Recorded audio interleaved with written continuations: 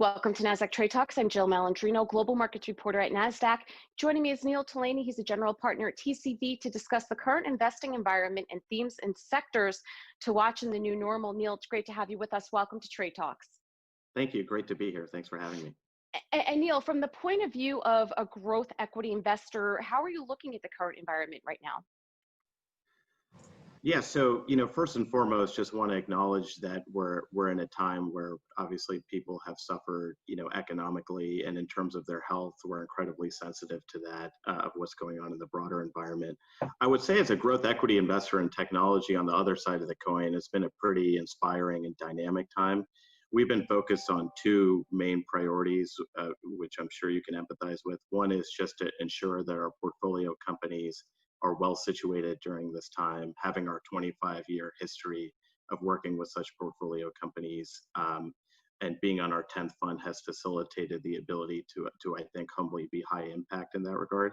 And then the second, we're seeing a pull forward of demand for a lot of technology applications in a few months of time, which would have been several years. So from a new investment opportunity, it's been incredibly dynamic, and we've been very focused on our key themes to ensure that we're making new great investments. What are some of the lessons that you could have learned from previous volatile markets that we've been through? Yeah, so listen, we have a 25-year history, so we've seen a lot of highs and lows in this regard through multiple periods of time. I would say on the portfolio company side, the quote I like from Albert Einstein is inertia is the biggest sign of insanity. And I learned this from a mentor of mine, Barry McCarthy, who was the former CFO of portfolio companies, Netflix and Spotify, and whom we've known for 20 years. His lessons, have been ensure as a CEO that you're being decisive to ensure credibility with not only your employees, but to ensure that you have you're a going concern on a go-forward basis if you're experiencing headwinds. The second is to ensure you have a lot of cash on the balance sheet to get through this period of time. And the third is just to ensure that you're not addicted to a forecast that may not be realizable on a go-forward basis. So there's some key lessons that we've learned through our history. We try to keep it simple, obviously in a dynamic time, but leverage that history as it relates to the portfolio. Secondly, as it relates to new investments, listen, it's easy to fall in love with growth. We need to ensure that growth isn't ephemeral. We're long-term investors. And so when you look at a P&L today, you can see explosive growth. We want to ensure companies are thrilling consumers over the longer term so that growth is sustainable and leads to longer-term market adoption. So then how does TCV find the best opportunities? We're really thematically focused at TCV. The opposite of what we do, just to give a case study, is to have an opportunity come to our desk in a category we've never heard of with the CEO we haven't had the opportunity to get to know. Those are opportunities that we'd be much less inclined to pursue. We have a set of themes, many of which have actually been in the context of COVID beneficiaries, where we have portfolio companies as well. We study those themes rigorously. We come up with theses in those contexts. And again, we really focus on those companies that are thrilling consumers that lead to long-term adoption, but also those companies that in the context of that top-down view have the ability to be structurally profitable on a go-forward basis.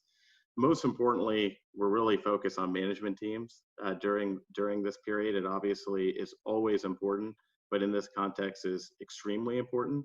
And we've had the benefit of getting to know CEOs that we back for multiple years prior to consummating an investment. That's obviously paid dividends during this time period. So what are a couple of themes or subsectors that you are focused on now in this new normal? So I am focused on the consumer side, and I tend to focus on areas where I can have a significant degree of empathy. So, in education technology, we've seen a number of online applications come to fruition, both as it relates to K through 12 and lifelong learning that corporations are adopting on an everyday basis to upskill and reskill their workforces. I'm a dad of 4 young children. I'm remarkably ill-equipped to educate them on a day-to-day basis. So I'm really thankful for those applications that have come out. We have some great portfolio companies and Varsity Tutors and Nucella that have had a profound impact on children and also the parents in this regard, as I just mentioned.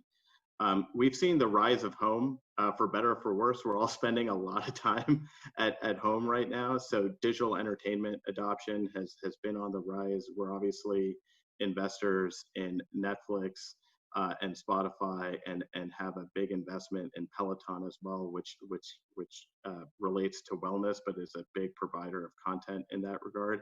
And we've seen the rise of delivery in many different contexts as it relates to grocery and home furnishings and beyond. And so we're really attentive to that adoption. The third is the acceleration of digital banking and money transfer. Having contactless payments and the ability to manage your finances from a remote environment is at a premium today. Also, the ability to transfer money to loved ones that may not be as well situated has been really important. I think we can all empathize with that.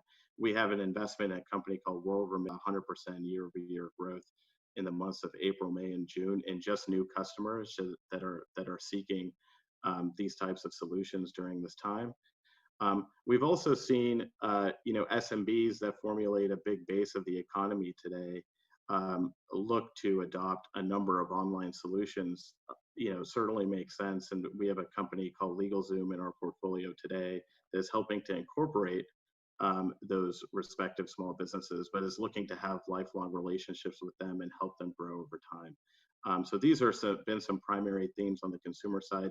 As you might imagine, we have a thriving B2B practice at the firm that interrelates, and there's a strong synergy with their efforts. And Neil, to wrap up here, you rejoined TCV earlier this year, having initially been at the firm several years back. What drew you back? Yeah, a bit of a boomerang from 10 years ago. I've been very fortunate to rejoin the firm. Predominantly focused on a few things. One is technology is the right place to be right now, so feel thrilled to be investing in the sector. The second is we've been doing this for 25 years. That experience of witnessing the highs and lows and being able to work with portfolios and come up with the new themes that'll define the next 25 years of our investing has been thrilling to rejoin. And the third is we have a really flexible mandate here where we make growth investments while companies are private. We view the IPO as a financing event, crossovers in our middle name. And we look to have a long durated relationship with those companies, Netflix being a primary example where we've had almost a 2-decade investment. And then finally, I think we have a unique network effect here with people. People is the bread and butter of businesses that help them thrive. It's the same for us. We've been able to back a number of entrepreneurs over the past 25 years that have also rejoined the firm as venture partners. And the ability to learn from them and benefit from them has been humbling, but also thrilling. So it's been a great time to be back and look forward to having a strong contribution here. All right, Neil, appreciate the insight. Thanks so much for joining us on Trade Talks. Thanks for having me. Appreciate it. And thanks, you got it. And thanks for joining me. I'm Jill Malandrino, Global Markets Reporter at Nasdaq.